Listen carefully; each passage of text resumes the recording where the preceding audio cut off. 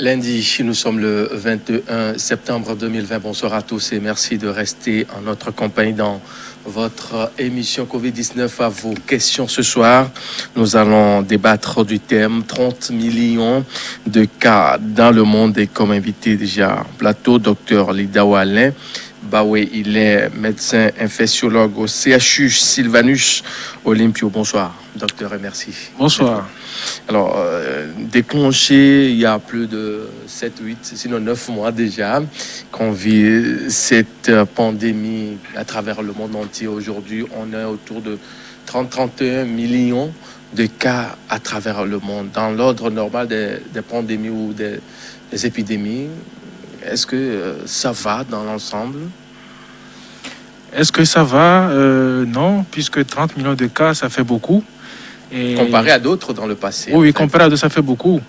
Et c'est l'une des pandémies qui a enregistré jusqu'à ce jour un taux important de décès. Et on n'est pas encore au bout du souffle. Vous voyez que 30 millions après 6 mois, voire après 6 mois, que c'est beaucoup. Au jour ou à l'heure actuelle, nous débattons sur ce plateau, le chiffre, sinon le nombre total tourne autour de 31 110 407 pour 21 285 889 guéris et 961 544 décès à travers le monde entier. Et quand on analyse un peu le chiffre, puisque vous venez de le dire, que c'est énorme quand on voit un peu le nombre de cas contaminés à travers le monde, à quoi cela peut être dû? Qu'est-ce qui fait, enfin, la particularité de cette maladie-là par rapport à d'autres que l'humanité a eu à connaître? Oui, la particularité de cette pandémie, c'est par rapport déjà à l'agent pathogène, qui est un nouveau virus qui est apparu en 2019. Bon, on a des coronavirus, c'est long. Oui, on connaît, c'est un virus qui appartient à une grande famille de virus. Mais pour ce virus particulièrement, c'est-à-dire le nouveau coronavirus, il est une entité, il est différent des autres coronavirus, mais il appartient à la grande famille des coronavirus. Et c'est ce virus qui, par rapport, comparé aux autres, puisque on a connu des épidémies à ce même virus par le passé, mais qui est un virus mutant, changeant. Mais aujourd'hui, le nouveau virus que nous avons actuellement est beaucoup plus virulent que les autres virus que nous avons connus par le passé et qui ont connu des épidémies, mais des épidémies qui ont été circonscrites là où elles sont apparues. Aujourd'hui, on voit que ce virus a dépassé le cap de la Chine où on a resté les premiers cas et a pris toute la planète. Donc vous voyez que déjà même l'agent pathogène déjà en dit long par rapport à la contagiosité qui est élevée, également aux cas sévères qu'on a enregistrés depuis le début de cette pandémie. On a connu des décès vraiment très lamentable dans les pays occidentaux quand ça a commencé. Et chez nous, on commence par voir un peu l'autre facette de cette épidémie, eu égard au taux de décès ou bien au nombre de décès que nous enregistrons depuis quelques semaines. Justement, on sait que c'est un nouveau virus, comme vous venez de le dire, mais la science a quand même évolué aussi. Comment cela peut échapper carrément, enfin, la maîtrise de cette pandémie-là?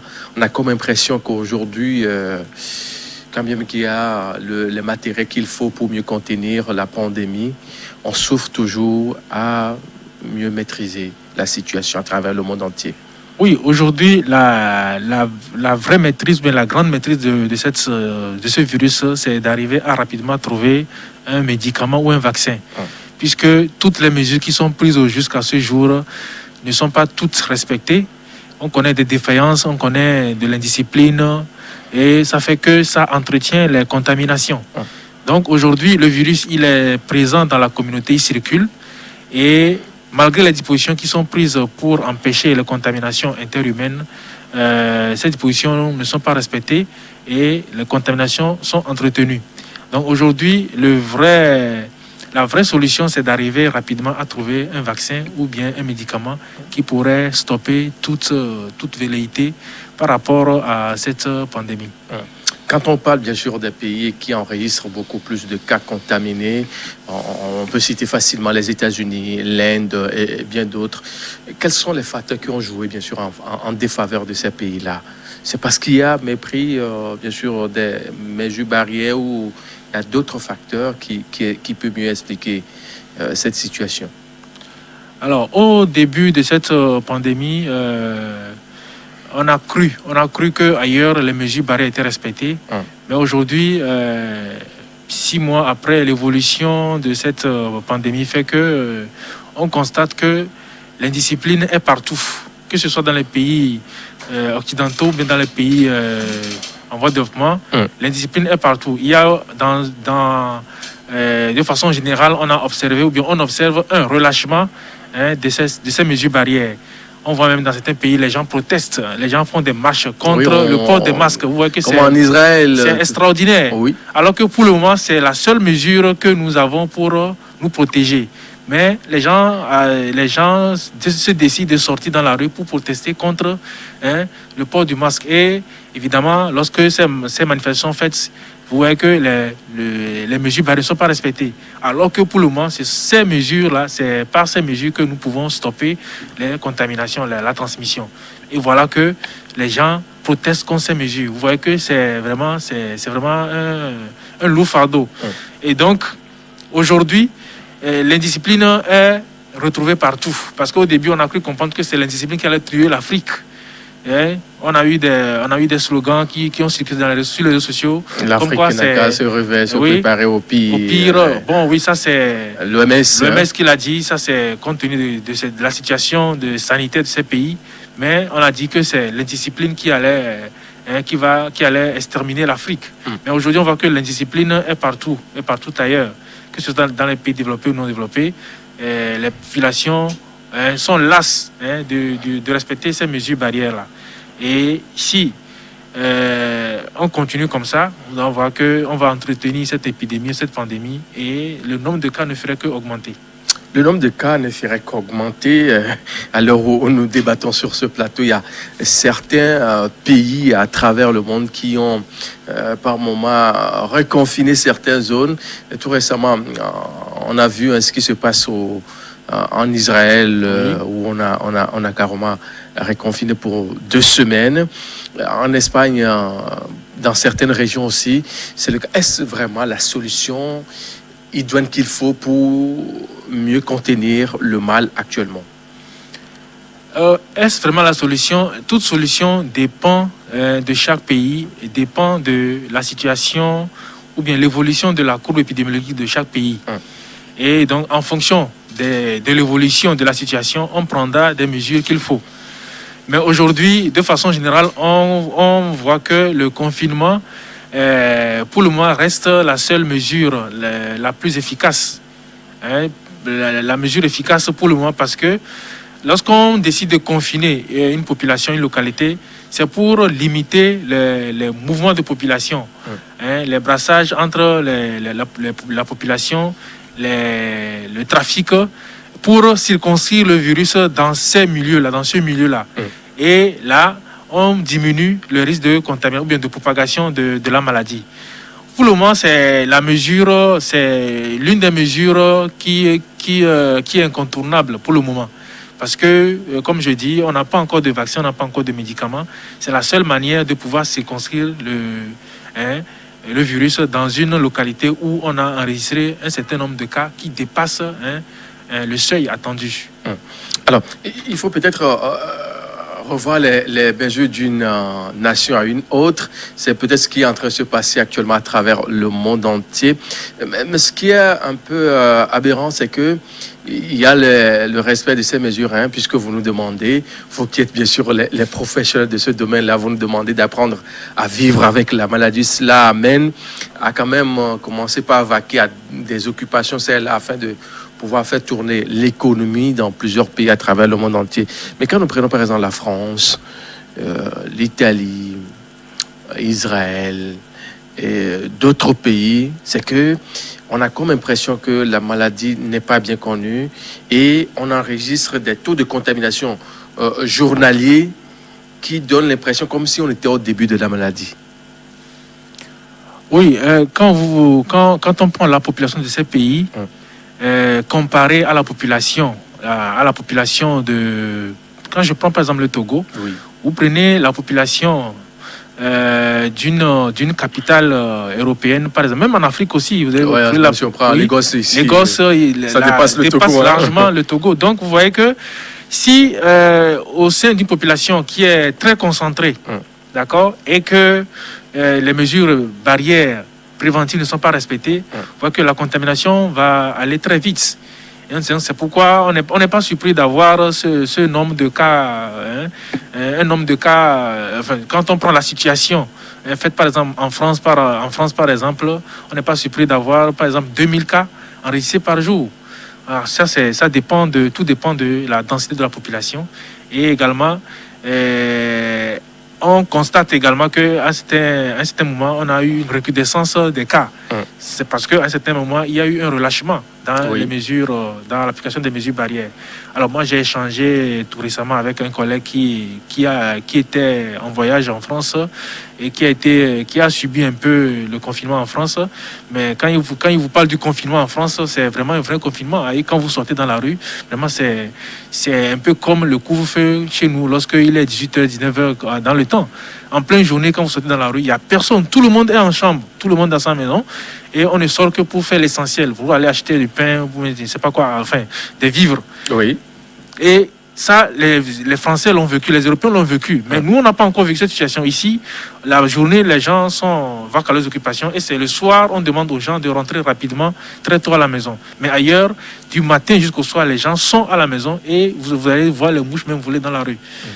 Vous voyez que c'est différent parce que eux, au début, l'explosion ou bien la propagation de la maladie a fait qu'il fallait arriver à cette mesure-là. Alors nous aussi, si un jour on se rend compte que vraiment on n'arrive pas à contrôler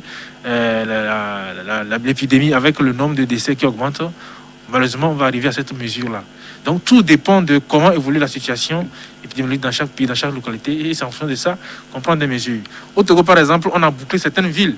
C'est pas tout le pays qu'on a bouclé, c'est juste certaines villes qu'on a bouclé. C'est parce que on avait tout récemment avec la région centrale. Là, oui. Donc c'est à cause de la situation qui prévalait là-bas qu'on a été obligé de prendre cette mesure. Tout ça pour limiter les risques de propagation de la maladie. On a également eu le blocage de la ville d'Anéhol lorsque la fête traditionnelle s'approchait. Donc tout ça, c'est pour limiter les risques de propagation, les risques d'explosion des cas. Parfait.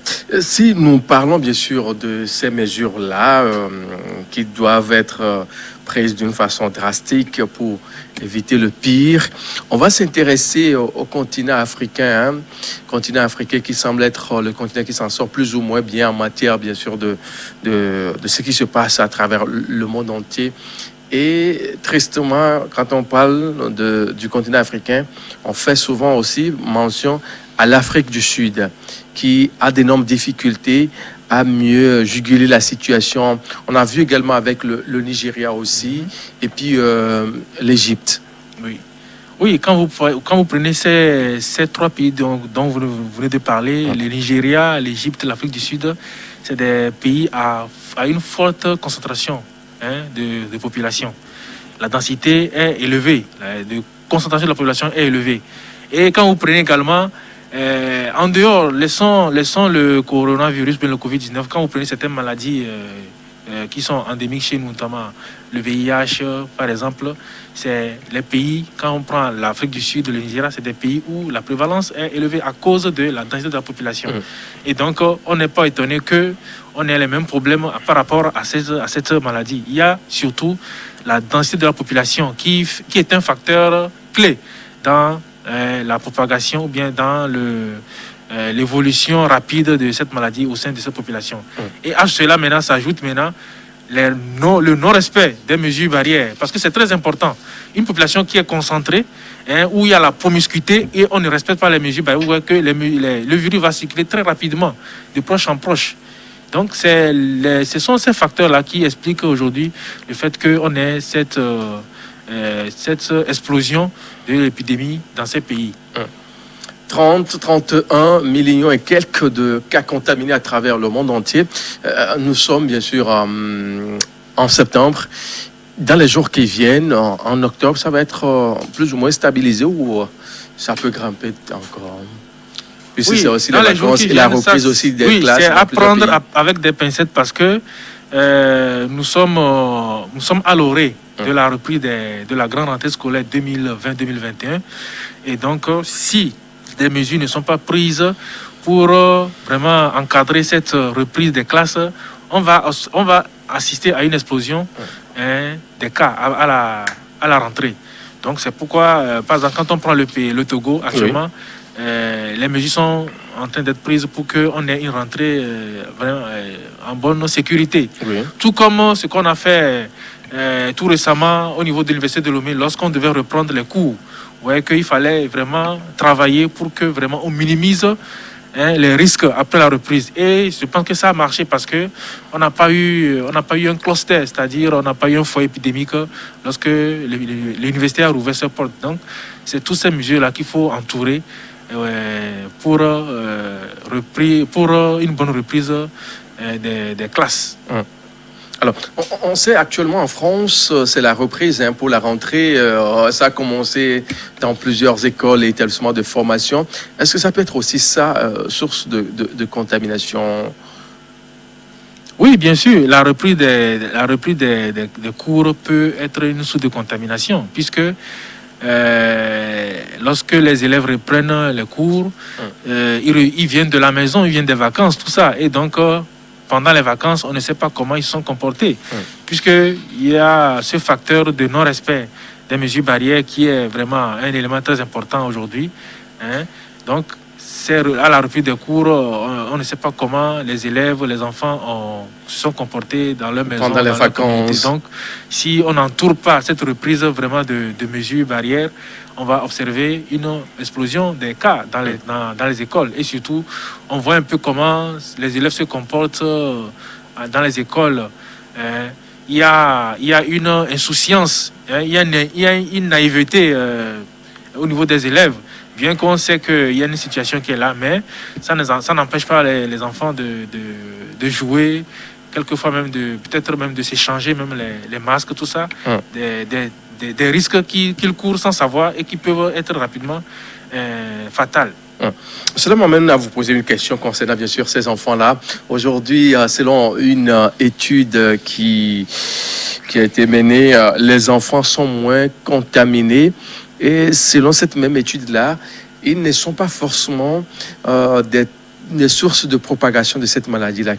Enfin, ça circule entre les jeunes et les vieux beaucoup plus que les enfants qui semblent être bien sûr des sources de propagation de ces maladies-là, que ce soit dans les maisons ou dans d'autres milieux. Il faut noter que toute personne contaminée est une source de contamination ou bien de propagation du virus. Alors, c'est vrai que chez les enfants, on n'a pas un taux élevé de contamination chez les enfants. Et la plupart des enfants également qui ont été contaminés s'en sortent très bien. Qui sont souvent des enfants qui ont des petits signes ou bien carrément même pas de signes. On en voit tous les jours dans notre pratique ici. Bon, maintenant, dire que ces enfants ne sont pas une source de contamination, non. Si ces enfants exposent l'entourage à la maladie, ils vont contaminer leur entourage. Donc c'est peut-être parce que les enfants ne sont pas ne font pas certains gestes comme les adultes qui pourraient exposer les autres aux contaminations. Les enfants, c'est vrai qu'il y a les parents qui les encadrent. C'est vrai, les enfants, ils vont sortir, s'amuser entre enfants. Mais aujourd'hui, je crois qu'il y a les parents qui jouent quand même un rôle très important, qui interdisent les enfants de sortir. Et donc, lorsque ces enfants, mais bien qu'ils sont contaminés, surtout que la plupart sont asymptomatiques, vous voyez que les facteurs de risque de contamination sont pas là, notamment éternuer par exemple, ou bien tousser, qui sont des voies, des moyens de propagation du virus. Si ces enfants ne manifestent pas ces signes, vous comprenez qu'ils ne vont pas être une source de contamination aussi importante que l'adulte qui, dans la plupart des cas, a des signes, a des est symptomatique, soit modéré, léger ou bien sévère. Parfait. Avant, bien sûr, de continuer par mener le débat, nous allons devoir suivre ce reportage du service de la rédaction de votre antenne en français. Le ministre de l'enseignement primaire et secondaire qui était face aux professionnels des médias courant semaine dernière, qui a fait le point un peu de comment ça va être géré cette rentrée scolaire qui s'annonce au Togo en toute couleur. Il est bien vrai qu'il reste nos jeunes frères et sœurs qui ont passé le baccalauréat, deuxième partie qui attendent bien sûr les résultats, mais avant que la rentrée prochaine ne commence, plusieurs mesures sont en train d'être prises afin de mieux contenir le mal à la reprise. On va suivre ce reportage. On revient juste derrière pour le débat. Ultime séance avec la presse pour faire le point sur la pandémie du coronavirus au Togo. La cellule de riposte soucieux de la situation socio-économique de la population revient sur la stratégie de lutte, la prévention, la sensibilisation avec en ligne de mire l'ouverture harmonisée des frontières terrestres.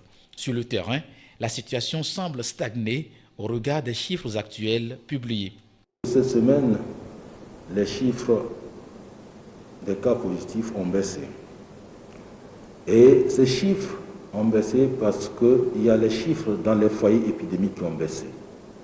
Aux côtés du coordonnateur national de la riposte, le ministre de l'enseignement supérieur et secondaire, venu pour un témoignage sur la maladie. Il a été infecté puis guéri. Et je vous annonce et je vous confirme que j'étais infecté par le virus. J'étais infecté par le virus. Et j'ai fait la maladie. Parce qu'il y a des porteurs sains, je peux dire, des porteurs asymptomatiques. Mais moi, j'ai eu les symptômes. Aujourd'hui, je suis libéré de l'avoir dit pour que la population sente que voilà un membre du gouvernement qui a témoigné de ce qu'il a vécu. Moi, je suis libéré. Pour ce qui concerne la rentrée scolaire 2020-2021, toutes les dispositions sont en train d'être prises pour assurer la sécurité sanitaire des élèves et des étudiants. Une semaine avant la rentrée, nous allons mener une campagne de sensibilisation. Il va y avoir des émissions radio, des affiches, des flyers pour expliquer, sensibiliser encore les apprenants, les préparer pour cette rentrée. Puisque ça ne va pas être une rentrée normale. En dehors de ça, la distanciation sociale qu'on prévoit. À ce jour, le Togo compte 40 décès avec rien que pour la semaine écoulée, 92 cas guéris. Merci beaucoup à vous, Armel Kwasi Johnson, pour ce reportage qui nous éclaire un peu sur ce qui va être fait à la reprise de la rentrée 2020-2021. Et ce témoignage aussi poignant du ministre de l'enseignement primaire et secondaire, AFO, qui était face à la presse, qui a déclaré à visage découvert qu'il a fait la maladie. Oui. Là, ça devient beaucoup plus sérieux. Toujours. Ça devient beaucoup plus sérieux et je félicite le ministre Acha pour avoir pris cette initiative. Ça permettra également aux gens qui sont encore dans l'incertitude, dans le doute jusqu'à ce jour, des symptômes. Oui, de croire que la maladie existe. C'est vrai qu'il y aura encore des sceptiques, mais du fait qu'un haut responsable de l'État se met devant pour dire que j'ai fait la maladie. On en a connu dans d'autres pays où des présidents même ont été infectés, ça a été dit. Aujourd'hui, ici, je pense que dans les émissions précédentes, les gens posaient ces questions. Est-ce qu'il n'y aurait pas de ministres qui sont infectés qu'on n'a pas dévoilés? C'est vrai qu'on ne peut pas dire que telle personne est infectée. On ne donne pas le nom on ne nomme pas les patients qui sont infectés. Et qu'ils soient ministres ou bien qu'ils soient planteurs, je ne sais pas. Mais aujourd'hui, le fait que ce ministre ait eu le courage de venir témoigner devant toute la nation qu'il a été infecté, je pense que ça permet également aux uns aux autres de pouvoir de pouvoir prendre conscience de l'existence de la maladie et vraiment de se ranger et appliquer les mesures barrières qui sont préconisées depuis le début de cette pandémie. Et dans la foulée aussi, il a eu à faire cas, bien sûr, des préparatifs qui sont en cours pour la rentrée 2020-2021. Des équipes sont déjà en place à 2 semaines avant la rentrée qui vont sensibiliser sur les mesures barrières et comment faut-il faire cette rentrée-là en toute quiétude pour pouvoir terminer l'année, bien sûr, en toute couleur. Oui, je pense que c'est la continuité de ce que ce que le ministre a entrepris depuis un certain moment face à la reprise des cours pour sauver l'année. Donc c'est une continuité des mesures qui ont été prises avant. Donc je pense qu'ils vont toujours continuer par prendre ces mesures-là pour qu'on ait une reprise saine au niveau des écoles. Et c'est une étape très importante parce que il faut entourer la reprise des cours par ces mesures-là, comme ce qu'on a observé la dernière fois lorsque les élèves devaient reprendre les cours pour terminer l'année. Donc ce sont les mêmes mesures qui vont continuer. Et il faut tout le temps parler, il faut tout le temps sensibiliser, il faut tout le temps mettre l'accent sur ces mesures barrières, parce que c'est la seule arme que nous avons jusqu'à ce jour. Donc il est très important de pouvoir marteler là-dessus tous les jours pour que ça soit ancré dans les habitudes des élèves lorsqu'ils vont reprendre les cours. Il ne faut pas qu'à un certain moment, il y ait des relâchements, il y ait des négligences, puisque la moindre négligence peut être fatale et à l'origine de l'explosion des cas dans une école, par exemple. Alors, quand on parle bien sûr de la situation de Covid-19 à travers le monde entier, on se demande si réellement le Togo s'en sort très bien, comme le disent les uns les autres. Non, je pense que, bon, les gens parlent en faisant bien sûr cas de la population togolaise aussi, qui n'est pas aussi très importante, ça tourne autour de 7-8 millions en plus, oui. Et que c'est normal qu'on ait ces chiffres-là, qu'il n'y a rien pour d'autres de miraculeux dans ce qui est en train d'être fait. Oui, effectivement, je pense que pour le moment, le Togo s'en sort très bien, même si on a connu une augmentation du nombre de décès ces derniers temps. Mais il faut noter que ces décès que nous connaissons ces derniers temps, c'est des décès qui ne sont pas qui sont liés à plusieurs facteurs. Et la plupart des décès sont survenus ou bien surviennent chez des patients qui ont des facteurs ajoutés à l'infection, c'est-à-dire des maladies chroniques. Soit ces maladies chroniques n'étaient pas connues ou bien n'étaient pas bien traitées avant l'infection, et lorsque l'infection vient s'ajouter, ça fait que ça va aggraver la symptomatologie et voire même compliquer la situation chez le malade. Mais sur le site de prise en charge, je pense que tout est mis, les efforts sont consentis pour sauver les patients. Mais quelquefois on arrive à une situation où, quels que soient les moyens qu'on a mis, vu l'évolution de la maladie, le malade finit toujours par succomber. Ça ne veut pas dire qu'on est dépassé, mais c'est l'évolution de la maladie qui à certains moments, fait qu'on a ce qu'on appelle une atteinte multiviscérale. Tandis que, en dehors de l'infection pulmonaire, il y a d'autres organes qui sont atteints, le rein, et puis, bon, ça va compliquer la situation.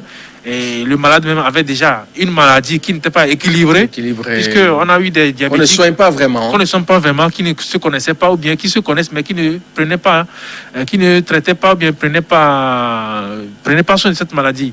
Puisqu'on a connu des gens des diabétiques qui sont venus, mais qui sont bien équilibrés et qui ont fait des petits signes et qui sont guéris.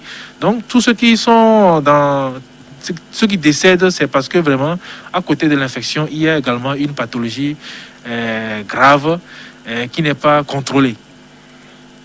Parfait. Au Togo, la situation, le 20 septembre 2020, se présente comme suit. Mais avant, bien sûr, de présenter cette situation, on suit juste cette virgule et on revient juste après.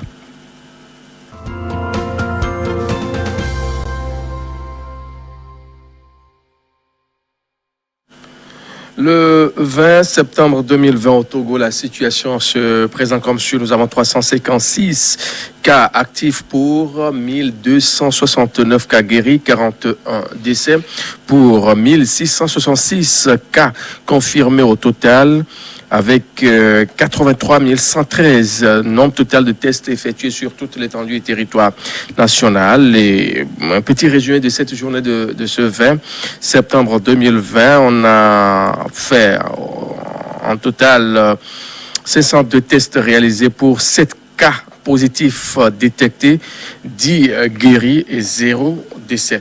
Quoi qu'on dise, chaque jour on enregistre au moins un certain nombre de malades. Oui. Qu'est-ce qui se passe?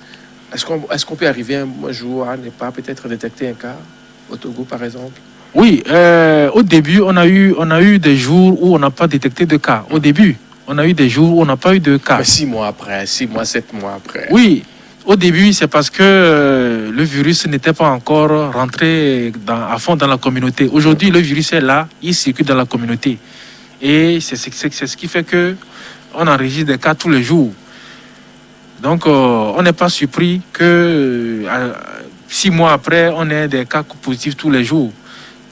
Il y a la circulation du virus, la présence du virus dans la communauté, mais il y a également à côté les mesures barrières qui ne sont pas respectées. Parce que c'est ça qui entretient la contamination en fait. Donc le virus est là. Si les gens respectent les mesures, le virus ne va pas se transmettre d'une personne à une autre. C'est parce que quelque part les mesures ne sont pas respectées dans les communautés, dans les maisons, dans les quartiers, qu'on continue par enregistrer des cas. Mais on voit que depuis quelques jours, on a eu quand même une diminution du nombre de cas. Donc, on espère que les gens ont commencé par prendre conscience encore et que progressivement on va arriver à des jours où on aura peut-être 2 cas, 5 cas et puis voire même 0 cas. Ça peut arriver si les gens s'y mettent, si les gens observent les mesures préventives. Observer les mesures préventives, c'est-à-dire les gestes barrières. On suivait sur d'autres chaînes aussi à travers le monde ce qui se fait. On ne parle plus vraiment de la quatorzaine, mais on parle plutôt du septaine. Oui. Comme le cas en France. 14 jours que c'est bon. La maladie semble être plus ou moins maîtrisée. En fait, le traitement aujourd'hui, qu'on peut le faire en 7 jours. De l'aide de spécialistes que vous êtes, quelle est votre analyse de la situation? Non, le traitement, oui, le traitement, lorsqu'on prend aujourd'hui le protocole qu'on met sous lequel on met tous les patients, c'est-à-dire l'azithromycine et la chloroquine, l'azithromycine, c'est à moins de 10 jours. C'est la chloroquine qui va à 10 jours de traitement. Mais là n'est pas encore le problème. Là, le problème se situe au niveau de l'élimination du virus chez chaque individu. Au niveau de la charge virale. Au niveau de la charge virale. Parce que aujourd'hui, dans notre expérience, un malade qui rentre, il faut compter en moyenne 2 semaines avant qu'il ne sorte. C'est-à-dire, c'est par rapport à notre protocole que nous avons institué. Par exemple, lorsque nous prenons un patient qui rentre au début de la prise en charge, lorsque le malade rentre, aujourd'hui par exemple, son premier test contrôle intervenait 5 jours après. Oui. Et 5 jours après, lorsque le premier test est négatif, 3 jours après, le deuxième test intervient. Et si les 2 tests sont négatifs consécutivement, la personne est guérie et va sortir. Donc vous voyez qu'en moins de 10 jours, la personne peut sortir. Mais on a remarqué que au début, 5 jours, beaucoup de patients continuaient toujours pas être positifs. Et donc, pour donner la chance à tous les patients de pouvoir éliminer, et surtout parce qu'il ne faut pas oublier qu'il y a également le stress dans tout ça, parce que le patient, lorsqu'on le prélève, on doit l'informer de son résultat le lendemain.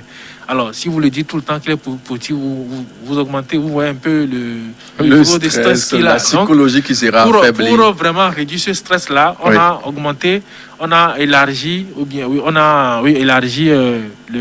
délai de prélèvement.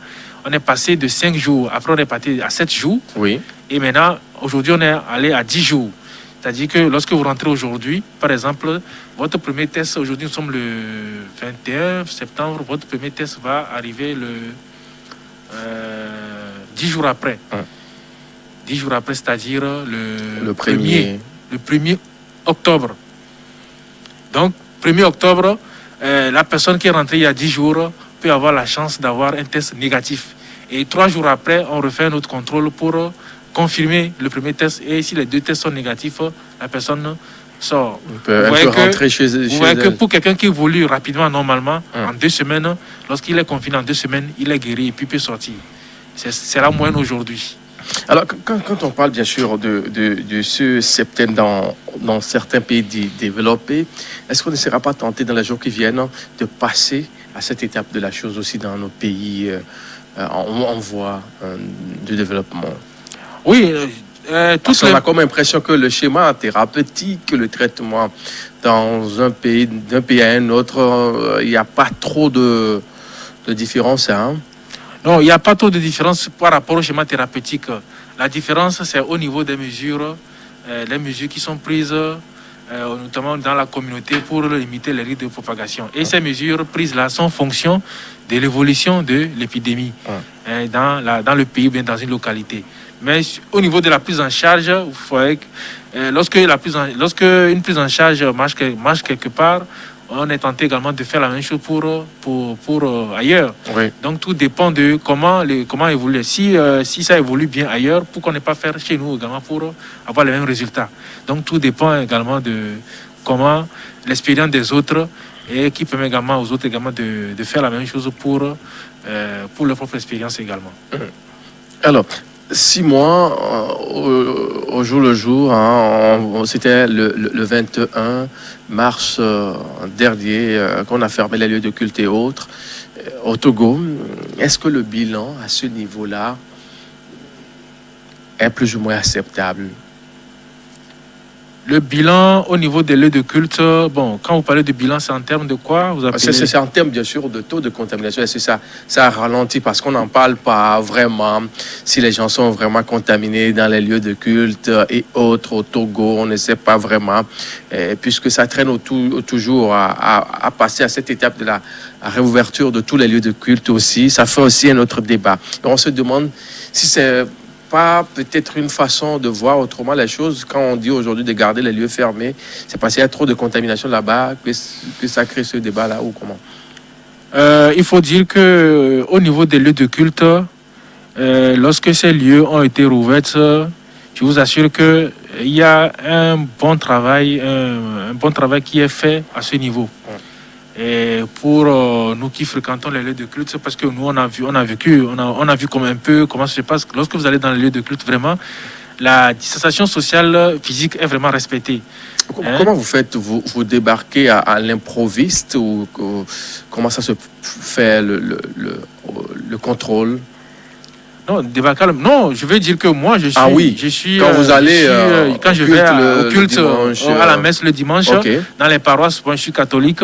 Vous voyez que au niveau des lieux de culte, vraiment, la distanciation sociale est vraiment respectée. Lorsque vous rentrez dans le lieu de culte, il y a cette distance de 1 mètre qui est vraiment respectée. Et sur les bancs, on le matérialise par des marquages. On met des scotch sur les bancs pour délimiter. C'est difficile. Pour délimiter. Non, ça c'est un travail qui est fait dans les. Il faut dire quand même que dans un rapport, il faut vraiment féliciter ce travail qui a été fait et vraiment c'est respecté. Et à l'entrée des lieux de culte, il y a toujours la sécurité, le service d'accueil qui veille, qui contrôle au peigne fin au respect de ces mesures. Et lorsque vraiment c'est plein à l'intérieur, on vous dit c'est plein, il n'y a plus à faire entrer d'autres fidèles. Et ça c'est vraiment respecté dans ces lieux de culte. Et au début également, ces lieux de culte ont bénéficié de l'apport des forces anti-Covid. Et ça aussi, ça a permis que vraiment ces mesures soient vraiment respectées. Aujourd'hui, quand vous êtes dans les lieux de culte, moi je prends un peu pour la région catholique, dans une paroisse, vous allez voir 2 messes qui se font simultanément. Il y a la messe qui se fait dans la paroisse même et à côté, lorsqu'il y a un espace, on peut également faire une autre messe là-bas. Tout ça pour limiter la promiscuité et pour que tout le monde soit satisfait. Ça, au moins, c'est que c'est respecté dans les lieux de culte. Et je pense que c'est la même chose dans les autres confessions religieuses. Et on n'a pas vraiment si on s'en tient à ça, on se dit que vraiment les risques de contamination dans ces lieux de culte le risque sera très, très, très infime.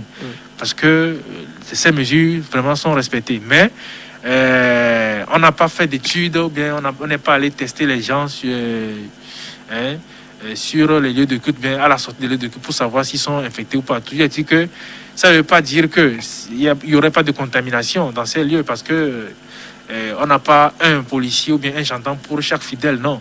Donc si on tourne le dos, il y a certaines personnes qui peuvent se comporter mal et se contaminer. Ça peut arriver. Mais dans l'ensemble, on a vu que dans ces lieux de culte, vraiment, il y a un bon travail qui a été fait qui a permis quand même de réduire, de minimiser les risques de contamination dans ces lieux de culte-là. Justement, quand on sait qu'il y a le respect strict de ces mesures-là dans les lieux de culte, que ce soit chez les chrétiens catholiques, les assemblées de Dieu ou dans les églises évangéliques, chez les musulmans, les religions endogènes, en quoi ça gêne si on passe à la réouverture totale de ces lieux-là? Oui, bon, parce qu'on a comme l'impression que c'est la seule chose qui reste aujourd'hui. Hein. Les marchés, autres endroits, tout est libéré. On impose maintenant le respect des mesures barrières. Oui, vous voyez, c'est un peu le contraste de la chose. Depuis le début de la pandémie, chez nous, on n'a jamais fermé un marché. Les gens vont au marché. Mais on a fermé les lieux de culte où les gens se rassemblent peut-être pour quelques heures et puis tout le monde s'en va chez lui. Mais au marché, les gens peuvent passer plus de 12 heures au marché. Et on n'a jamais fermé ces lieux-là. Bon, c'est parce que ça pouvait entraîner d'autres considérations, parce que les marchés, ce sont les lieux d'approvisionnement du vivrier, tout ça. Donc, c'était un peu délicat, peut-être, de fermer ces lieux-là. Mais les lieux de culte, surtout dans certains lieux de culte où vraiment on peut passer des heures et des heures pour faire des jeûnes et prières, tout ça, au moins avec cette pandémie, ça a permis d'abandonner, de réduire ces temps de passation de la population, des fidèles dans un lieu pour augmenter le risque de contamination. Mais je pense que la mesure de réouvrir tous les lieux de culte, ça c'est une décision qui revient à l'autorité. Mais tout ça, c'est lorsque un rapport est fait sur vraiment le respect de ces mesures barrières au niveau de ces lieux de culte. Donc tout dépend de comment vont évoluer les choses et c'est ça qui va permettre à ce que ces lieux de culte soient ouverts totalement avec le temps. Mais c'est dit que c'est pas parce que les mesures sont bien respectées qu'il faut ouvrir les vannes en même temps. Parce que lorsqu'on va ouvrir les vannes en même temps, ça peut également être une source de propagation, parce que les gens vont se dire que bon, ok, c'est fini, il n'y a plus rien, et donc on va commencer par il y a le respect de la parole, on va revenir aux anciennes habitudes. Ouais. On a vu un peu lorsqu'on a fini l'état d'urgence ici, on a vu que ça a été vraiment la fête pour certains dans les quartiers. Quand vous passez, vraiment c'était vraiment une joie, une libération, et c'est dans ces moments de joie là qu'on se laisse aller, on bafoue les mesures et on va augmenter la contamination. Donc tout va se faire avec parcimonie, doucement, et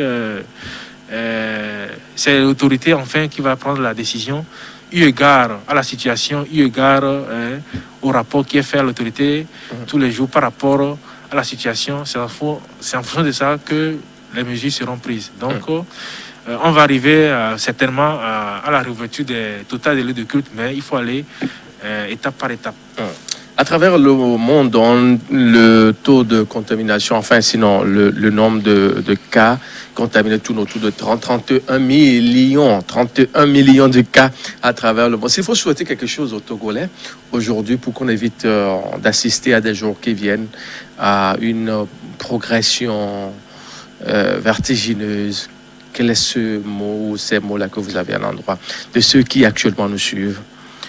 Oui, le seul mot que nous pouvons adresser à l'endroit de la population pour une maîtrise, pour une maîtrise de la situation, c'est toujours le respect des mesures. Et ce respect des mesures, c'est la seule condition qui va permettre à ce que le nombre de cas confirmés diminue de jour en jour. Parce que le virus, il est présent et la seule façon de se contaminer, c'est d'être à côté d'une personne qui est contaminée et qui va nous contaminer après par certaines mesures. Et donc, pour éviter ces contaminations, il faut tout simplement respecter les mesures barrières. Et ces mesures barrières, on ne cesse de le dire, c'est le port des masques. Aujourd'hui, les gens portent mal le masque. Ça, on le dit tous les jours. Les gens portent le masque et laissent le nez non couvert, alors que c'est la voie où on va respirer l'air qui est contaminé, qui est pollué par notre ami, notre voisin qui est à côté de nous, qui a toussé, qui a libéré le virus dans l'environnement, et on va respirer ce virus-là. Alors que si on a le masque et si on est à une certaine distance de cette personne, on va éviter cette contamination. Donc aujourd'hui, c'est le respect de ces mesures barrières qui est encore d'actualité, puisque on est encore, tous les pays se cherchent par rapport au vaccin. En tout cas, quand on prend les pays développés qui sont à pied d'œuvre pour mettre en place un vaccin. Mais là encore, lorsqu'un vaccin est mis en place, il faut quand même des essais pour s'assurer que ce vaccin est efficace ou pas. Donc on a encore du temps, on a encore du chemin pour arriver au bout du tunnel. Mais avant d'en arriver là, il faut que tout le monde se protège et protège les autres également. Et la seule manière de se protéger les autres, c'est de respecter les mesures barrières. Respect scrupuleusement des mesures barrières. Et seule voie devant nous épargner, bien sûr, de cette maladie, sinon pandémie, de la maladie à coronavirus. Mesdames, messieurs, merci pour votre fidélité à notre antenne. C'était là votre émission Covid-19 à vos questions comme invité. Dr Lidao Alain Baoui, il est médecin infectiologue au centre hospitalier universitaire Sylvanus Olympio. Très bonne suite à vous tous et à très bientôt.